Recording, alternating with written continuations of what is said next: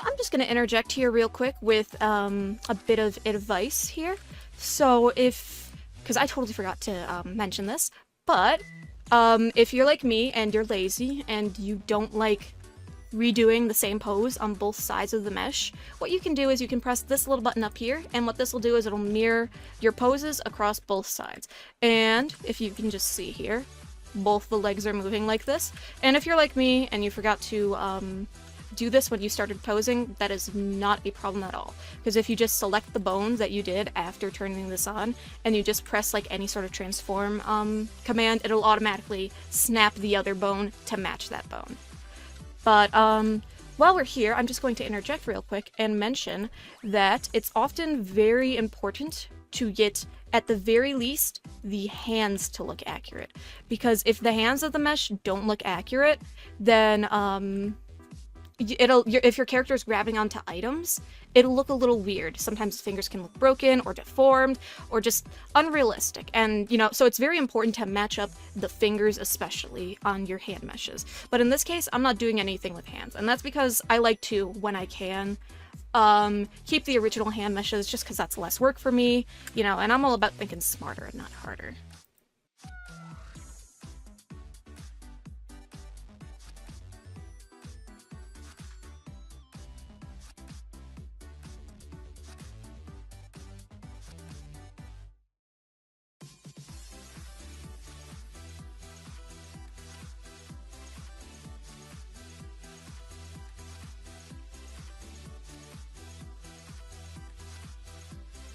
So we're pretty much all done posing everything up here, but as you can see, there are some slight inaccuracies if I just unhide the jacket mesh here. But that's okay. So what we're going to want to do is this. What I like to do is I like to duplicate the meshes, and I pretty much hide them. You can tell that they're duplicates because they have the 001 at the end over here. And then what I do is I press Control A, and I choose Apply All Transformations. And I press Alt-P, and I clear the parent and keep the transformation. And what this does is it'll basically remove these meshes from this armature, the bones that we use to pose it up. And so then what you're going to want to do is you're going to want to press this little wrench here, that's the modifier, and you're going to press Apply on the armature for all of them, which is why I like to make a duplicate, because if I need to go in and adjust the poses, I don't have to press undo a billion times. I can just go back to these duplicates, adjust the poses, make another duplicate, and repeat that process again. But what we're going to do next is this. I'm going to choose the jacket mesh, just so that way it's visible. I'm going to select the tie shape, which is the top half for this mesh. It's going to be named something else on your mesh, and then I'm going to use this drop-down menu to go from object mode to sculpt mode after selecting whatever mesh that you want to modify. And then you're going to want to scroll down to this yellow one that looks sort of like a weird Smurf hat or something, and you're going to choose Elastic Deform, and I just like to increase the size just because it makes it easier to work with. And so next what you're just going to do is you're going to drag everything with the Elastic Deform brush, so that way it just fits better with the overall mesh. And by default, it has the x-axis mirror on it, and that's great, and that's going to be great to work with for these types of things, but sometimes you will just have to go in and manually adjust everything on both sides by yourself. So I'm just going to time-lapse through this sculpting then.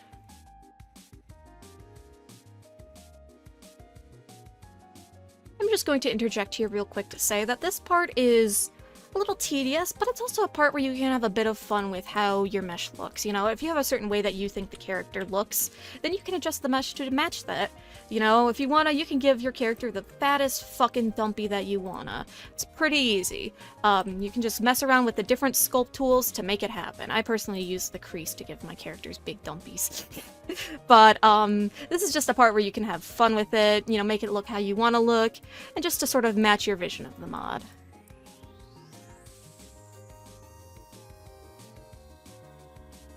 Once again, interjecting just to remind everyone that it is also important to just be sure to hide all the normal meshes, just to be sure that you can tell, if your mesh that you're modifying looks a bit natural. So I noticed that these hips look kind of odd, So I'm just gonna go in and change that.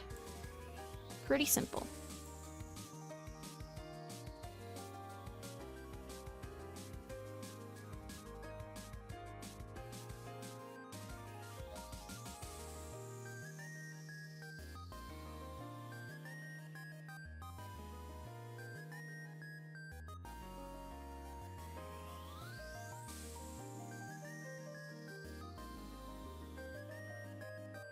Alrighty, so once you're done making sure that your mesh looks like it matches pretty well with the original mesh, we're pretty much now all ready to do the fun part, rigging!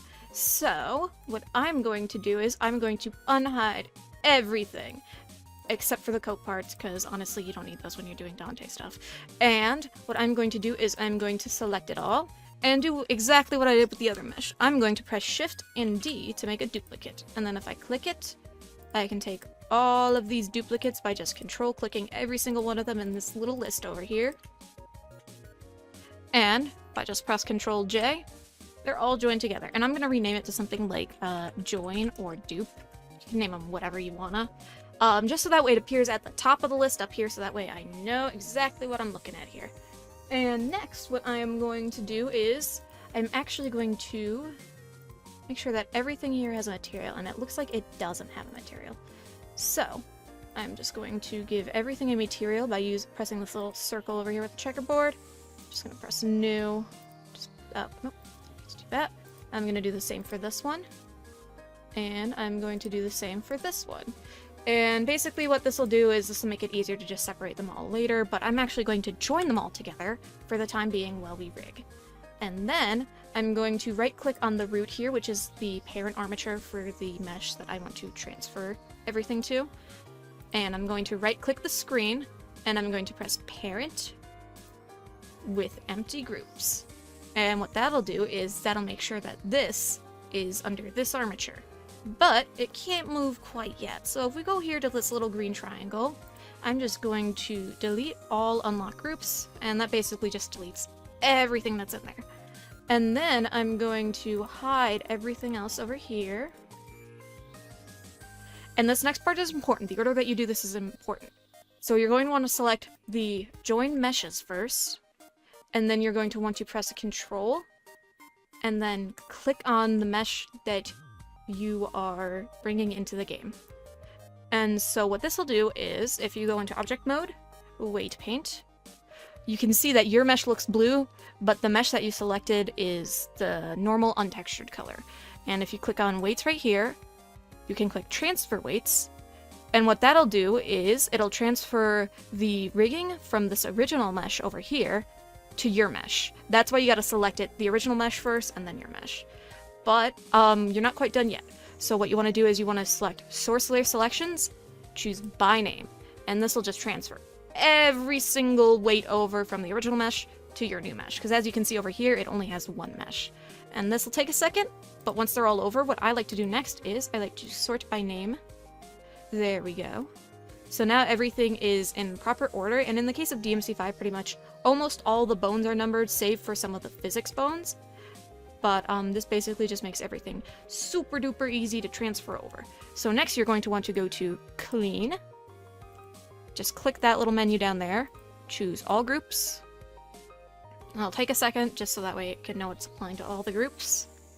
And then for the limit, set it to be .01. So see .01. Just press enter. Give it a second. So what that does is it'll make the vertex groups look nice and pretty. And then you're going to want to go to smooth. And if you choose all groups again, you're going to want to, the only setting that you're going to change here is going to be the iterations of 5. And so what this does is it smooths between all of the different vertex groups to make sure you get a smooth movement. So that way it's not all weird and janky and geometrical when like he moves his arm up or something like that. And you're going to go to normalize all, and this will basically equalize all the different weights between the different bones. So that way it, again, looks smooth and pretty. And then this part is for RE Engine. You're going to want to limit the total number of weights to all groups to 8. And with that, you're pretty much done with transferring weights. So you can just hide this. And real quick, one thing I do want to point out is there is a difference between vertices and vertex groups. So what a vertice is it's basically a point on a 3D model that joins together with other vertices to make a face, which is what this thing in the middle here is, and a bunch of vertices and a bunch of faces come together to make this shape of a suit. And the vertex group is the group that weighs the vertices. And what the weight is it controls how much the vertices will move when you move the bones on the armature. It's all connected. It's all very complex, but it's not something you really need to worry about. I'm just specifying for anyone who might be wondering, and for anyone who might be confused when I say vertices or vertex groups. But since we have everything all good to go, what I'm going to do next is I'm going to go back into the materials. And the reason why I made sure that everything had its own material was so that way I can press A to select every single vertice, and I can right click, I can choose separate, and by material. And what that does is it separates the top, the shoes, and the bottom, all into their own different meshes, just so that way they're easy to work with. And the reason being is that there is a 60k vertex limit on submeshes in RE Engine. So you can't have anything that goes above 60k, and I usually go just a little below. I usually go around 30 or 40k for my models. But once you're all good with that, I'm just going to activate the hand and the glove stuff, because those are going to be ones that I keep. And I'm going to go to root right here. This is the original mesh, and it already brought me into pose mode, but you just do the same thing and you go into pose mode. And what we're going to do here is we're just going to rotate and move around all the different bones just to be sure that everything looks good. And right here, I'm noticing something that I don't like. I don't like that these are moving when I feel like they shouldn't be.